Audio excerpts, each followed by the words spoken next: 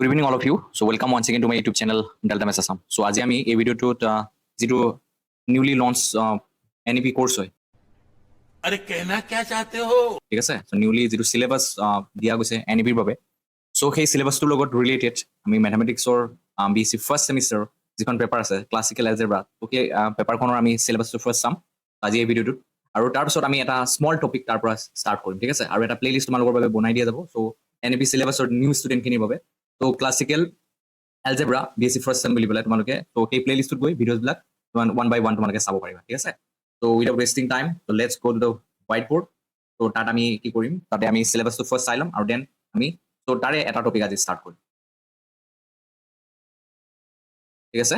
চ' আই hope তোমালোকে বৰ্ডখন দেখা পাই আছা চ' যিটো নিউলি যিটো NEP চিলেবাছ দিয়া গৈছে তো তাৰ বাবে চ' মেথছৰ এতিয়াতো তোমালোকে গম পাইছা ষ্টাৰ্টিঙতে তোমালোকৰ বাবে চোৱা কোনো ধৰণৰ মেজৰ ছাবজেক্ট হিচাপে নাথাকে তো থাৰ্ড ছেমিষ্টাৰত তোমালোকে গৈ থাৰ্ড ছেমিষ্টাৰত গৈ তোমালোকে আল্টিমেটলি তোমালোকে মেজৰ ছাবজেক্ট চিলেক্ট কৰিব লাগিব ৰাইট চ' এতিয়া বেছি ফাৰ্ষ্ট ছেমিষ্টাৰৰ বাবে মেজৰ আৰু মাইনৰ গোটেইখিনি কম্বাইনলি তোমালোকৰ কলেজবিলাকত মেজৰ আৰু মেজৰ প্লাছ মাইনৰ চ' তোমালোকৰ কম্বাইনলি ক্লাছবোৰ হ'ব ত' কলেজবোৰত চ' তোমালোকে মেথছৰখিনিও পঢ়িব লাগিব ফিজিক্সৰখিনিও পঢ়িব লাগিব গতিকে তোমালোকে ভালকৈ পঢ়া শুনা কৰি আগবাঢ়ি গৈ থকা চ' মই মেথছৰ যিখিনি টপিক আছে সেইখিনি গাইড কৰি যাম তোমালোকক আৰু কিবা অসুবিধা পালে তোমালোকে জনাবলৈ নাপাহৰিবা ঠিক আছে যিটো NEP চিলেবাছ হয় চ' NEP চিলেবাছটো তোমালোকে গম পাইছা চ' মেথছৰ যিখন ফাৰ্ষ্ট পেপাৰ আছে ত' ফাৰ্ষ্ট ছেমিষ্টাৰত BSc ফাৰ্ষ্ট ছেমিষ্টাৰ মেথছৰ যিখন পেপাৰ আছে সেই মেথছৰ পেপাৰখন হৈছে কি তোমালোকে গম পাইছা চ' ক্লাছিকেল এলজেব্ৰা চ' আগতে যিটো CBCS চিলেবাছ আছিলে তো সেই চিলেবাছ অনুসৰি তো BSc ফাৰ্ষ্ট ছেমিষ্টাৰ দুখন পেপাৰ আছিলে বাট এতিয়া অনলি কেইখন পেপাৰ থাকিব এতিয়া অনলি এখন পেপাৰ থাকিব সেইটো হৈছে ক্লাছিকেল এলজেব্ৰা अभी मजा आएगा ना भिड़ो ক্লাছিকেল এলজেব্ৰাত চ' টপিকখিনি কি আছে অকণমান আলোচনা কৰি দিম তোমালোকৰ লগত ঠিক আছে তোমালোকে চাবা ধুনীয়াকৈ চ' ক্লাছিকেল এলজেব্ৰা যিটো ইউনিট 1 আছে চ' ইউনিট 1ত কি আছে মই কৈ দিম অলপ ইউনিট 1ত তোমালোকৰ ফাৰ্ষ্ট আছে polar representation of complex number কি আছে ঠিক আছে দেন তোমালোকৰ আছে ডি মইভাৰ্ছ থিয়ৰম চ' ডি মইভাৰ্ছ থিয়ৰম দিয়া আছে দেন কি দিয়া আছে তোমালোকক অলপ মই ব্ৰিফলি কৈ দিছোঁ বাকী গোটেই চিলেবাছটো তোমালোকে মই PDF আকাৰত তোমালোকক ডেছক্ৰিপশ্যনত দি দিম তোমালোকে ডেছক্ৰিপশ্যনৰ পৰা লৈ ল'বা ঠিক আছে then roots of a complex number দিয়া আছে roots of a complex number then দিয়া আছে nth ৰুট অফ ইউনিটি দিয়া আছে দেন কি দিয়া আছে আমাক দিয়া আছে এপ্লিকেশ্যন অফ ডি মইভাৰ্ছ থিয়ৰম ঠিক আছে মইভাৰ্ছ থিয়ৰম দিয়া আছে চ' এনেকৈ টপিকবিলাক দিয়া আছে ঠিক আছে চ' মই অকণমান কণ্ট্ৰাষ্টটো চাব বিচাৰিছোঁ so' between this paper that means classical algebra and BSc first semester যিখন এলজেব্ৰা পেপাৰ আছিলে ইনিচিয়েলি CBCS চিলেবাছ থাকোঁতে চ' সেই কণ্ট্ৰাষ্টটো চাবা যে CBCS চিলেবাছ যেতিয়া আছিলে CBCS চিলেবাছ তাত যিখন এলজেব্ৰা পেপাৰ আছিলে ত' তাৰ লগত চিমিলাৰিটি কি আছে মই সেইখিনি বস্তু তোমালোকক দেখাই দিব বিচাৰিছোঁ ত' এই CBCS চিলেবাছৰ এলজেব্ৰা যিখন পেপাৰ আছিলে তাৰ যিটো লিনিয়াৰ এলজেব্ৰা য'ত তোমালোকে মেট্ৰিক্স থিয়ৰী পঢ়িবা এচিলিয়ান ফৰ্ম পঢ়িবা ঠিক আছে ত' মেট্ৰিক্স থিয়ৰী পঢ়িবা তাত আৰু লগতে কি আছিলে চ' এচিলিয়ান ফৰ্ম আছিলে তাৰপিছত ৰেংক অফ এ মেট্ৰিক্স আছিলে চ' এই টপিকবোৰ আছিলে ৰেংক অফ এ মেট্ৰিক্স এই টপিকবোৰ আছিলে চ' যিখন CBCSৰ এলজেব্ৰা পেপাৰ আছিলে এইখিনি টপিকো তোমালোকৰে চ' NEP যিটো চিলেবাছ আছিলে চ' NEP যিটো চিলেবাছ আছে এতিয়া যিটো নিউলি বনোৱা হৈছে চ' এইখিনি টপিকো চ' ইয়াত কি কৰা হৈছে ইনক্লুড কৰা হৈছে ক্লাছিকেল এলজেব্ৰা পেপাৰখনত বাট এইখিনি বস্তু এই টপিককেইটা ক'ত আছে ইউনিট 3ত আছে ঠিক আছে কিন্তু বাকীখিনি টপিকৰ লগত চ' এই ক্লাছিকেল এলজেব্ৰা যিখন পেপাৰ হয় পেপাৰখনৰ কোনো ধৰণৰ চিমিলাৰিটি নাই চ' অকল ইউনিট 3 টপিককেইটাই চিমিলাৰিটি আছে বাকী কমপ্লিট যিকেইটা টপিক ইনক্লুড কৰা আছে সেইকেইটা নিউ টপিক ত' নিউ টপিক এনেকুৱা কমপ্লিটলি নিউ নহয় বাট এইখিনি আগৰ কিছুমান পেপাৰত আগৰ চিলেবাছবোৰ যিবোৰ মানে পেপাৰ আছে তাৰ পেপাৰবিলাকৰে সেইবোৰ টপিক কিন্তু সেইবিলাক ছাপোৰ্ট কৰি দিয়া আছিলে ডিফাৰেণ্ট ছেমিষ্টাৰবিলাকত বাট এতিয়া ইয়াতে সেই টপিকখিনি চ' BSc ফাৰ্ষ্ট ছেমিষ্টাৰত আনি দিছে আৰু তোমালোকে ভালকৈ যদি অলপ ফ্লেশ্ববেকত যোৱা ডেট মিনছ তোমালোকে যদি অলপ আগৰ চিলেবাছবিলাক চোৱা চ' নন CBCSৰ চিলেবাছবিলাক চোৱা BSc ফাৰ্ষ্ট ছেমিষ্টাৰত এলজেব্ৰা পেপাৰখনত এইবিলাক টপিক আছিল ত' কমপ্লেক্স নাম্বাৰৰ বিষয়ে লাইক কমপ্লেক্স নাম্বাৰৰ nth ৰুট কেনেকৈ উলিয়াব লাগে ডি মইভাৰ্ছ থিয়ৰম এপ্লিকেশ্যন অফ ডি মইভাৰ্ছ থিয়ৰম চ' এইবিলাক আগৰ নন CBCSৰ চিলেবাছত দিয়া আছিল ঠিক আছে চ' গতিকে তোমালোকে চিলেবাছটো ভালকৈ এবাৰ চাই ল'বা চ' আজি আমি পঢ়িম চ' আজি এই ভিডিঅ'টো basically so' polar representation of a complex number ঠিক আছে তাৰ আগতেও আমি কমপ্লেক্স নাম্বাৰ এটা জিমেট্ৰিকেল যিটো ইণ্টাৰপ্ৰিটেশ্যন হয় ত' সেই জিমেট্ৰিকেল ইণ্টাৰপ্ৰিটেশ্যনটো আমি ভালকৈ বুজিবলৈ চেষ্টা কৰিম ঠিক আছে ফাৰ্ষ্ট চাই লওঁ what is the geometrical interpretation of জিমেট্ৰিকেল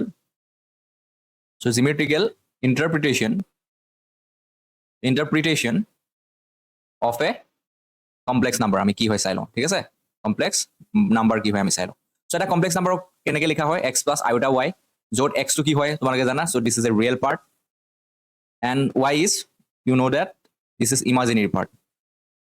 part right it is a complex number কি denote কৰে so it denotes a point so this it denotes বুলি লিখিছো it denotes a point point to কেনেকৈ লিখিম so like ordered pair x, y বুলি লিখিছো it denotes a point in a plane called so কি বুলি কওঁ আমি argand plane তোমালোকে হাই সেকেন্ডাৰী পঢ়ি আছে argand plane ঠিক আছে তো this complex number denotes কি বুলি denote কৰে বুলি দিয়া আছে so it denotes a point xy in a plane যাক আমি argand plane বুলি কওঁ ঠিক আছে so where x is the কি হয় real part of the complex number and y is the imaginary part of the real number এতিয়া চোৱা so কেনেকৈ complex number এটা denote কৰে so ইয়াৰ geometrical যিটো figure হয় সেই figure আমি চাওঁ ঠিক আছে চাই লোৱা তোমালোকে geometrical interpretation টো so this is the x axis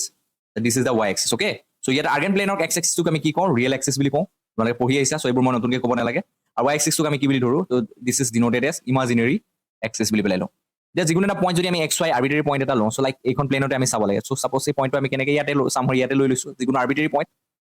so this is the arbitrary point ইয়াতে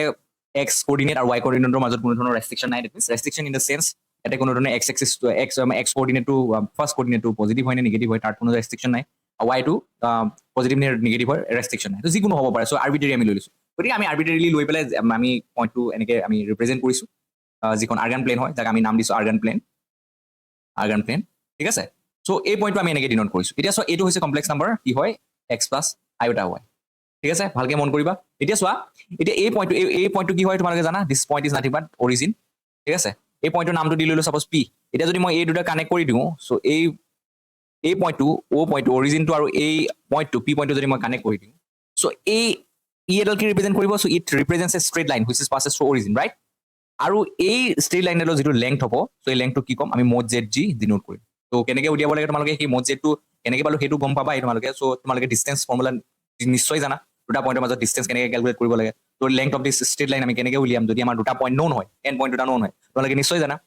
এটা যদি ডিসটেন্স ফৰ্মুলা লগোৱা ডিসটেন্স ফৰ্মুলা লগোৱাৰ লগে তোমালোকে কিমান পাবা so x পইণ্টটো কি হয় xy আৰু 0 0 গতিকে তোমালোকে ডিসটেন্স ফৰ্মুলা লগালে x - 0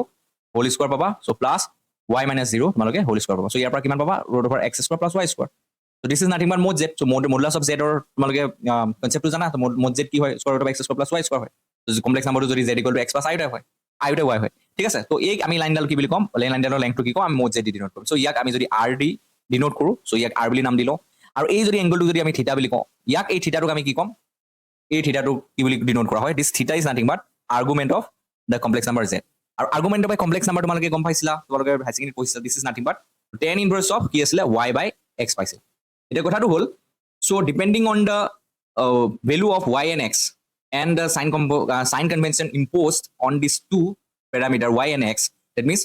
এই y আৰু x ৰ ভ্যালুটো এটাৰ ওপৰত ডিপেন্ড কৰি এই আৰ্গুমেন্ট অফ z ৰ ভ্যালুটো ডিফাৰেন্ট হয় থিটা ভ্যালুটো ডিফাৰেন্ট হয় that means y ভ্যালুটো পজিটিভ নে নেগেটিভ x ৰ ভ্যালুটো পজিটিভ নে নেগেটিভ তাৰ ওপৰত ডিপেন্ড কৰি so এই পইণ্টটো লোকেশনটো ডিফাৰেন্ট হ'ব তো যদি xy প্লেনটো চোৱা তেতিয়া argand প্লেনটো চোৱা তাত পইণ্টটো লোকেশনটো ডিফাৰেন্ট হ'ব পাৰে ঠিক আছে depending on the value of x and y ঠিক আছে তো এই ভ্যালু কিটাৰ ওপৰত x আৰু y ভ্যালু কিটাৰ ওপৰত মানে ডিপেন্ড কৰি পেলাই কি হ'ব এই থিটা ভ্যালুটো ডিফাৰেন্ট হ'ব ঠিক আছে তো ইন জেনাৰেল থিটা ইজ ইকুৱেল টু কি হয় argument of z and it is defined as tan inverse of y/x but depending on the value of x and y the point location will be different and for this different location of this point the value of theta will be different এটা সব তোমালোকে কেটামান তোমালোকে trick পাইছিলা আৰু তোমালোকে concept শিকিছিলা তো code শিকিছিলা হাই secondary তো হাই সেকেন্ডাৰী কি শিকিছিলা আৰ্গুমেন্ট অফ z ৰ এখন চাৰ্ট পাইছিলা তোমালোকে নিশ্চয় মনত আছে ঠিক আছে মই ড্ৰ কৰোতে অকমান বেকাবেকি হৈছে তোমালোকে কাৰেক্ট কৰি ল'বা ঠিক আছে ইয়াতে কোনো ধৰণৰ অসুবিধা পাব নালাগে তোমালোকে this is x axis this is y axis এটা চোৱা this is the first quadrant right and this is the second quadrant and this is the third quadrant and this is the fourth quadrant right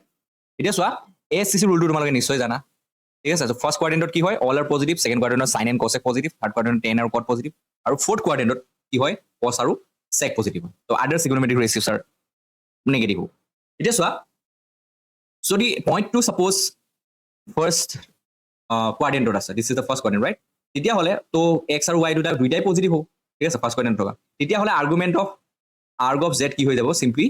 থিটা হ'ব আৰু যদি second কোয়াড্রেন্টত থাকে second কোয়াড্রেন্টত থাকিলে কি হ'ব x টো নেগেটিভ হ'ব তো x টো কি হ'ব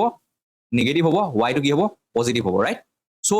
in this case the argument of z will be 180 degree minus থিটা হয় তোমালোকে এইখিনি পঢ়িছা নিশ্চয় মনত আছে আৰু যদি থাৰ্ড কোৱাড্ৰেন্টত পাওঁ তেতিয়াহ'লে আৰ্গুমেন্ট অফ z ৰ ভ্যালুটো কিমান হয় থাৰ্ড কোৱাড্ৰেন্টত কি হ'ব x is negative y is negative তো থাৰ্ড কোৱাড্ৰেন্টত আৰ্গুমেন্ট অফ z ৰ ভ্যালুটো হ'ব থিটা মাইনাস 180 ডিগ্ৰী আৰু ফোৰ্থ কোৱাড্ৰেন্টত সো তোমালোকে মনত ৰাখিবা সো আর্গুমেন্ট অফ z য'ত x টো কি হয় পজিটিভ হ'ব তো y টো নেগেটিভ তো ফোর্থ কোৱাড্ৰেন্টত আর্গুমেন্ট অফ z কিমান হয় erg of z is simply minus থিটা সো এইকেইটা কথা তোমালোকে মনত ৰাখিব লাগিব ঠিক আছে তেতিয়া তোমালোকে পোলাৰ কোঅৰ্ডিনেটছ উলিয়াবলৈ তোমালোকে সহায় হ'ব ঠিক আছে polar representation of a complex number that means এটা complex number polar formলৈ নিবলৈ তোমালোকৰ সহায় হ'ব ঠিক আছে সো এইখিনিকে আই হোপ তোমালোকৰ কোনো ধৰণৰ কনফিউজন থাকিব নালাগে ঠিক আছে এতিয়া আহো so polar representation of a complex number এটা complex number polar ফৰ্মত আমি কেনেকৈ সজাব পাৰো সো সেই ৰিপ্ৰেজেন্টেশনটো চাওঁ z ইকুৱেল টু আমি লিখো কেনেকৈ polar ফৰ্মত in polar form the complex number z equal to x plus iota y is expressed as এনেকৈ এক্সপ্ৰেছ কৰোঁ z equal to r cos theta plus iota sin theta হিচাপে আমি express কৰোঁ ঠিক আছে তো ইন অইলাৰ ফৰ্মত যদি চাওঁ r into e to the power I theta হ'ব য'ত where e to the power I theta ভ্যালুটো কিমান হয় cos theta plus iota sin theta হয় এতিয়া সো অলপ আগতে যেটো ডায়াগ্ৰাম দেখাইছিলো তোমালোকক সো সেই ডায়াগ্ৰামটোৰ পৰাই তোমালোকে এই পোলাৰ ফৰ্মটো নিৰ্ণয় কৰিব পাৰিবা ঠিক আছে this is the x axis this is the y axis ইয়াক আমি ৰিয়েল এক্সিস বুলি কওঁ আৰু এইটো হৈছে ইমাজিনাৰী এক্সিস তোমালোকে জানাই আৰু কমপ্লেক্স নাম্বাৰটো কেনেকৈ ডিনোট কৰিছিল মনত আছে p xy আছিলে এটো আছিলে mod z equal to r আছিলে ঠিক আছে এটো আছিলে থিটা আছিলে এতিয়া মই যদি এই পইণ্টটো পৰা এডাল পাৰপেন্ডিকুলাৰ ড্ৰ কৰোঁ x axis ৰ ওপৰত দ্যাটস মিন ৰিয়েল এক্সিস ৰ ওপৰত ইয়াৰ নামটো সাপোজ m দি ললো তো আমি এটা ৰাইট এংগল ট্ৰায়াঙ্গল পাম তো ৰাইট এংগল ট্ৰায়াঙ্গলটোৰ পৰা এই ৰাইট এংগল ট্ৰায়াঙ্গলটো যদি মই প্ৰজেকশন লওঁ তো ৰাইট এংগল ট্ৰায়াঙ্গলটো ইয়াৰ পৰা কাটি আনি ইয়াত যদি লগাই দিওঁ তো তেনেহ'লে তোমালোকে ইয়াৰ পৰা ভালকে এটা কথা যদি অবজাৰ্ভ কৰা you can clearly see this is theta this is p this is m and this is o this is origin এটা ৰাইট এংগল ট্ৰায়াঙ্গল পাম ইয়াৰ পৰা তোমালোকে চোৱা সো এই ভ্যালুটো আৰু এই ভ্যালুটো যদি নিৰ্ণয় কৰা দ্যাট মিন্স একচুয়ালি বেসিক্যালি তোমালোকে x আৰু y নিৰ্ণয় কৰা তো x আৰু নিৰ্ণয় কেনেকৈ কৰিব পাৰিবা সো ৰাইট এংগল ট্ৰায়াঙ্গল আছে তো ট্ৰিগোনোমেট্ৰিক ৰেশিওৰ সহায়ত আমি x আৰু y ভ্যালুটো উলিয়াব পাৰো তো ইয়াৰ পৰা চোৱা cos থিটা ইকুৱেল টু কি হ'ব তোমালোকে যদি চোৱা cos থিটা equal to b by h that means x divided by that means om divided by so x is nothing but om so a om divided by কি হ'ব b by h h means কি r হ'ব ঠিক আছে that means op হ'ব ঠিক আছে op বুলি লিখি দিও তো ইয়াৰ পৰা তোমালোকে কিমান পাবা x equal to r cos theta in the similar way sin theta যদি ক্যালকুলেট কৰা sin theta p by h perpendicular by hypotenuse that means pm divided by কি হ'ব তো pm divided by op হ'ব ইয়াৰ পৰা তোমালোকে কিমান পাবা y divided by r that means y will be equal to r sin theta simply z equal to x plus iota y জায়গাত তোমালোকে x আৰু y ভ্যালু পুট কৰিলে পাবা তো r cos theta plus iota r sin theta তো ইয়াৰ পৰাই তোমালোকে পাই যাবা r into cos theta plus iota sin theta পাই যাবা that means r into e to the power I theta পাই গলা which is the required polar form of the given complex number z equal to x plus iota y so in this way so you can get the polar representation of a given complex number ঠিক আছে so আমি next ভিডিওটোত কিছুমান different problem আমি solve কৰিম ঠিক আছে তোমালোকে ভিডিওবোৰ চাই যাবা so প্লেলিষ্টত মই ইনক্লুড কৰি দিম so ক্লাসিক্যাল প্লেলিষ্টৰ নামটো দি দিছো তোমালোকক classical algebra so BSc first sem বুলি বলে নামটো দি দিম তোমালোকে তো এই প্লেলিষ্টত গৈ ভিডিওছবোৰ কন্টিনিউয়াসলি চাবলৈ ট্ৰাই কৰিবা ঠিক আছে so that's all about for today I hope তোমালোকৰ বস্তুখিনি কনসেপ্টখিনি ভালকৈ বুজি পাইছা কিবা ডাউট থাকিলে কমেন্ট সেকশনত কমেন্ট কৰিবলৈ নাপাহৰিবা আৰু লগতে so at the same time যিসকলে নতুনকৈ ভিডিওবোৰ চাই আছে don't forget to subscribe my channel and don't forget to hit the bell icon ঠিক আছে তো এটা কাৰণে কৈছো যে বেল আইকনটো এটা কাৰণে প্ৰেছ কৰি ৰাখিবা যাতে তোমালোকে নতুন ভিডিওছবোৰ নটিফিকেশন তোমালোকে ইনষ্টেন্টলি পাই যোৱা ঠিক আছে